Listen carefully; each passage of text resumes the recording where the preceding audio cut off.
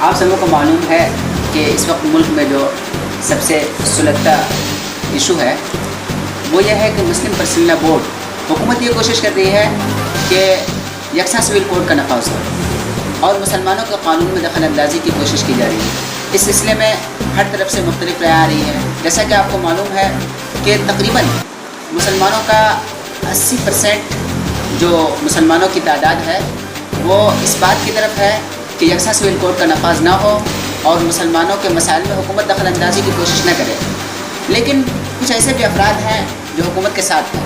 لہٰذا ہم یہاں آئے ہیں اور ہم اپنے ساتھیوں کی رائے جاننے کی کوشش کریں گے۔ سب سے پہلے جناب عبدالسلام کی طرف آتے ہیں اور ان سے کچھ سوال۔ وعلیکم السلام ورحمۃ اللہ۔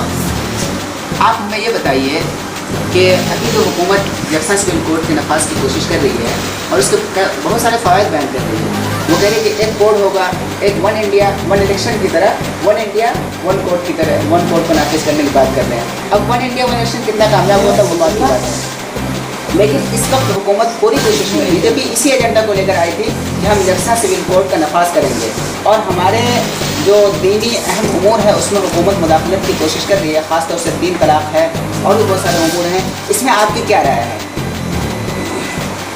دیکھیے، حکومت جو اس وقت کوششیں کر رہی ہے وہ حقیقت میں اسلام کو جڑ سے مٹانے کی ان کی سازش ہے، اور اسی کی سازش میں اور اسی مقصد کے جو ہے کامیابی کے لیے وہ طرح طرح کے نئے نئے مسائل اٹھا رہی ہے۔ ابھی جیسا کہ آپ نے کہا کہ ون انڈیا ون الیکشن کا مسئلہ ان کے سامنے آیا، اور اس میں بھی کہیں نہ کہیں سازش، جیسا کہ ایکسپرٹس نے اپنے ویوز پیش کیے، کہیں نہ کہیں یہی سازش تھی کہ اس میں جو ہے اپنی حکومت کو باقی رکھا جائے اور اپنی حکومت کی بقا کے ذریعے مسلمانوں کا خاتمہ کیا جائے۔ اور یہ جو مسئلہ ہے کہ یکساں سول کو نافذ کیا جائے، یہ اس سے پہلے بھی بہت سارے لوگوں نے مدعا اٹھایا تھا، اور ابھی بی جے پی نے سازش کی اور بی جے پی نے بھی یہ مسئلہ اٹھایا، اور آپ نے بہت اچھی بات کہی کہ ہاں یہ جو ہے بی جے پی کے آنے کا مقصد ہی یہی تھا کہ یکساں سول کوڈ کو نافذ کرنا ہے۔ دیکھیے، بی جے پی جو ہے یہ دراصل آر ایس ایس کا ترجمان ہے، اور آر ایس ایس کی ترجمانی کر رہا ہے بی جے پی یا پھر مودی یا پھر کوئی بھی بی جے پی کا شخص اگر بولتا ہے تو اس کے پیچھے پوری آر ایس ایس بولتی ہے، اس کے پیچھے پورا ہندوتو بولتا ہے، اس کے پیچھے پوری اسلام مخالف تنظیمیں اور اینٹی اسلام جو سازشیں ہو رہی وہ پورا ایک طرح سے بولتا ہے۔ تو اس مسئلے کو اٹھا کر حکومت جو ہے ایک تو اپنے اہم کاموں سے جی چڑا کر اور اپنے اہم کاموں سے اپنی ذمہ داری کو چھوڑ کر فالتو چیزوں میں اس لیے پڑی ہے تاکہ وہ جو ہے مطلب مسلمانوں کے یہاں سے ختم کیا جائے اور ان کے حقوق کو ختم کر دیا جائے۔ لیکن وہ ایسا ایجنڈا لے کر اٹھے ہیں، وہ کہتے ہیں کہ عورتوں پر ظلم ہو رہا ہے، 3 طلاق دے کر عورتوں کی زندگی برباد ہو جا رہی ہے۔ اس سلسلے میں وہ کئی عورتوں نے احتجاج بھی بلند کیا ہے، لیکن آپ کی رائے کیا ہوگی 3 طلاق کے سلسلے میں؟ دیکھیے، یہ جو مسئلہ ہے عورتوں پر ظلم کا، حقیقت تو یہ ہے کہ اسلام نے کبھی عورتوں پر ظلم کیا ہی نہیں، بلکہ اسلام نے آ کر اور ظلم کو ختم کیا۔ 3 طلاق اور یہ جو زندگی کو 3 طلاق کا جو مسئلہ ہے یہ اختلافی مسئلہ ہے، اس کے اندر جو ہے مطلب حنفیوں کا الگ مسئلہ ہے، اہل حدیث کا الگ مسئلہ ہے، تو یہ اختلافی مسئلہ ہے۔ اس مسئلے کو مدعے کو اٹھا کر مسلمانوں کو آپس میں بھڑکانے کی، آپس میں اختلاف کرنے کی کوشش کی جا رہی ہے۔ اس سے پہلے آپ نے دیکھا کہ صوفی کانفرنس کے ذریعے بریلویوں کو اور مسلمانوں کو دونوں کو الگ کرنے کی کوشش کی گئی، لیکن یہ مقصد کہیں نہ کہیں ناکام ہوا جبکہ احمد رضا صاحب کے پوتے دیوبند کے اندر گئے اور وہاں ملاقات کی اور وہاں پہ جو ہے ہاتھ ملایا انہوں نے، تو ان کا مقصد کہیں نہ کہیں ناکام ہوا۔ لیکن اب اختلاف اور پیدا کرنے کے لیے انہوں نے جو ہے اس مسئلے کو، اس مدعے کو اٹھایا ہے۔ لیکن الحمدللہ بہت خوشی کی بات ہے کہ اس میں جمعیت اہل حدیث کے ناظم صاحب اور تمام لوگ جو ہے یہ سب ساتھ میں ہیں، حکومت کے خلاف ہیں، اور مسئلہ کرنا چاہیے۔ اگر یکساں سول کوڈ کا نفاذ ہو جائے تو اس میں کیا حرج ہے؟ اللہ، یہ تو ایک جو مطلب مسلمانوں کا جو رائٹ فنڈامنٹل رائٹ ہے، یعنی کہ جو رائٹ فنڈامنٹل رائٹ ہے 340 آ رہے ہیں فنڈامنٹل رائٹ کا جو آرٹیکل ہے، اس کے اندر صرف مسلمان ہی نہیں بلکہ ہندوستان میں بسنے والے جتنے بھی مذاہب ہیں، اور بہت سارے مذاہب ہندوستان کے اندر ہیں، ان سب کے لیے فنڈامنٹل رائٹس ہیں کہ ان کو جس طرح مذہبی معاملے میں ان کی مداخلت نہیں کی جائے گی، اور اگر مداخلت کی جائے گی تو پھر یہ تو ایک طرح سے کمیونزم ہے اور جمہوریت کے خلاف ہے، یہ کہاں سے ڈیموکریٹک ہے؟ تو بہت سارے ممالک ایسے ہیں جہاں ایسا سول کوڈ نافذ ہے، जी, तो ये तो डेमोक्रेसी के खिलाफ है ना, जमहूरियत नहीं है वहाँ पर लोगों को बोलने की आज़ादी नहीं है, वहाँ पर रोज़ा रखने की आज़ादी नहीं है, वहाँ पर नमाज पढ़ने की आज़ादी नहीं इस है। मुल्क में बहुत सारे हैं, चीन को ले लीजिए, चीन में खुद जमहूरियत है, चीन में जमहूरियत है, लेकिन चीन के जो किनारा है उस तरफ, मालूम मंगोलिया की तरफ एक किनारा है, वहाँ पर जो है गुज़िश्ता रमज़ान को रोज़ा रखने के लिए जो है रोज़ा रखने पर उनकी पाबंदी थी, रोज़ा रखने पर उनको सज़ा दी जाती थी, ज़बरदस्ती उनको खिलाया जाता। और इससे पहले जहाँ जहाँ पर कम्युनिस्ट इनकलाब आया, आप क्या कहना चाहते हैं? क्या आप मेरा कहना यही है कि हुकूमत जो है हमारे मजहबी मामले में कोई मुदाखलत न करे, हमें हमारी हालत पे छोड़ दे। यहाँ हज़ारों मुद्दे पड़े हुए हैं, ब्लैक मनी है और इस तरह से जो है एक पर एक मसले पड़े, वो पहले उसको सुलझाए ना। ये सब फालतू मसलों खड़ा करके क्या करना साबित करना चाह रही है हुकूमत?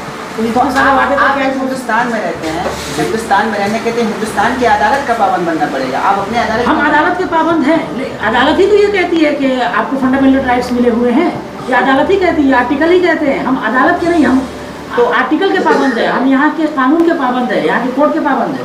तो अदालत जो है कानून में तरमीम के अमेंडमेंट्स तो कर सकती है, दफ़ा 92 के तहत 192 कर सकती है, लेकिन कब कर सकती है? उसके लिए ये नहीं है कि जब चाहे वो कर सकती है।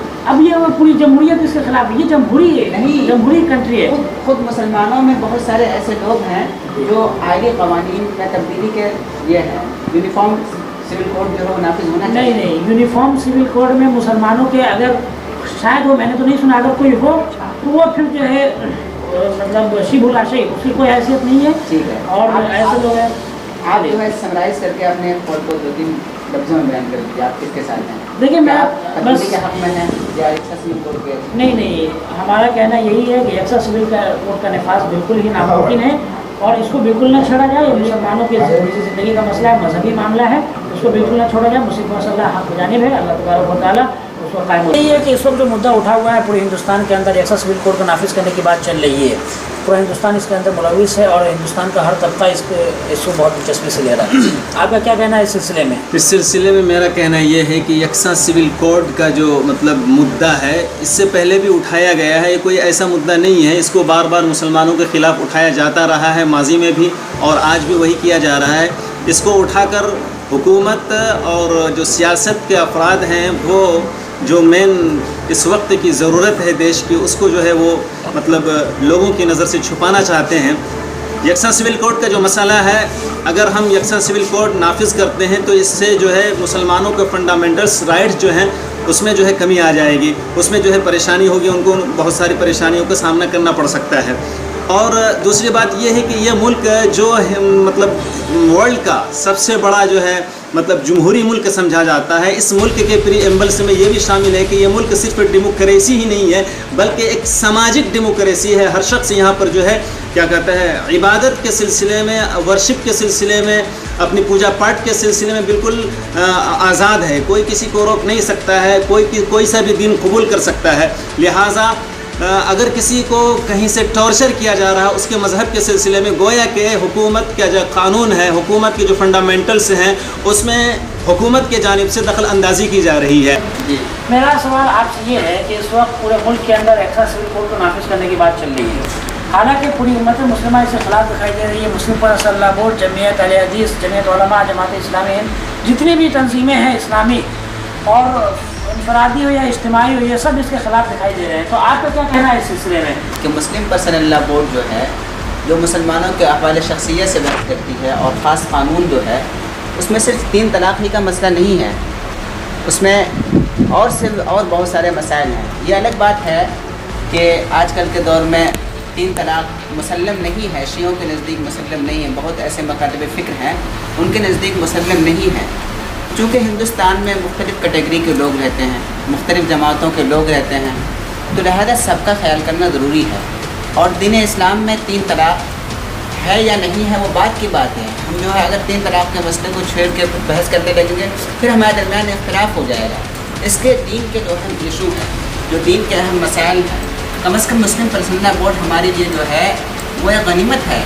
कम अज़ कम हमारे अहवाल आइनी कवानीन जो है, पर्सनल कवानीन जो है, उसमें हुकूमत दखल अंदाजी ना करे। अगर हम हुकूमत का सपोर्ट करने लगे, हुकूमत को कहें हुकूमत सही करे, यूनिफॉर्म सिविल कोड का नफाज हो, तो हमारे पास रह क्या जाएगा हिंदुस्तान में? क्या कहते हैं आप?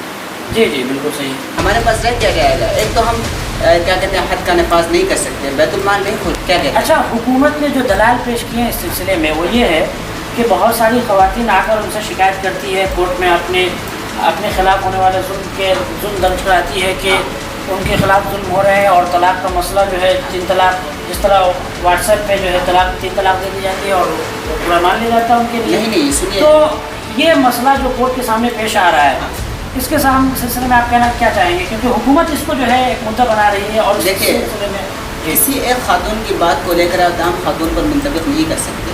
اس سلسلے میں خود مسلم پرسنل لا بورڈ جو ہے ریفرینڈم کرا رہی ہے تمام خواتین سے, بلکہ تمام مسلمانوں سے اس سلسلے میں رائے مانگ رہی ہے, اور جو مسلمانوں کی رائے عامہ ہوگی اور جو تمام لوگوں کی رائے ہوگی اسی کے مطابق حکومت کو دکھایا جائے گا کہ اکثریت جو ہے, ہماری اکثریت کس بات کی طرف جا رہی ہے. آپ ایک خاتون کو لے کر, وہ کون خاتون کی کیا نام تھا اس کا, فاطمہ, اس طرح سے کوئی خاص عورت ہے, اسی کو لے کر آپ تمام لوگوں پر کیوں اس کو امپوز کرنے کی کوشش کر رہے ہیں, تمام لوگوں پر تھوپنے کی کیوں کوشش کر رہے ہیں. لہذا یہ مسلمانوں کا اپنا مسئلہ ہے, اور جو مذہبی آزادی جو ہندوستان کی آئین ہے, بنیادی فنڈامنٹلس رائٹ ہیں, اس میں جو اہم یہ ہے کہ انسان کو جو ریلیجن فریڈم حاصل ہوگا, مذہبی آزادی حاصل ہوگی. اگر حکومت ہمارے مذہبی امور میں مداخلت کرے گی تو ہندوستان کے جو آئین میں جو وہ شق ہے, جو اصل قانون ہے, اس قانون کی خلاف ورزی ہوگی, اور حکومت جو ہے ڈیموکریسی ڈکٹیٹرشپ میں تبدیل ہو جائے گی. اچھا, بہت اچھی بات کہی آپ نے ماشاء اللہ. اب ہم آپ سے صرف جو ہے ایک ہاں یا نا میں آپ کا جواب جاننا چاہیں گے, کیا آپ مسلم پرسنل لا بورڈ کے ساتھ ہیں یا پھر نہیں اس مسئلے میں؟ کس مسئلے میں؟ یہ جو ابھی مسئلہ مدعا اٹھا ہوا ہے طلاق ثلاثہ جو ہے, طلاق ثلاثہ نہیں, جو فیصلہ لگنے والا ہے, فیصلہ آنے والا ہے اس سلسلے میں کورٹ کا, اس کے سلسلے میں آپ کا کیا کہنا ہے؟ حکومت صرف طلاق ثلاثہ کی دخل اندازی کرنے کی کوشش نہیں کر رہی, بلکہ مسلمانوں کے تمام امور کو اپنے اندر دینے, اپنے ہاتھ میں لینے کی کوشش کر رہی ہے. فی الحال تو صرف طلاق ثلاثہ کی بات چل رہی ہے. آپ یہ بتائیے وہ طلاق ثلاثہ کو سیڑھی بنا کر, زینہ بنا کر ہمارے دین پر حملہ کرنے کی کوشش کر رہی ہے. یعنی کہ آپ مسلم پرسنل لا کے ساتھ ہیں؟ بالکل ہم مسلم کے ساتھ ہیں.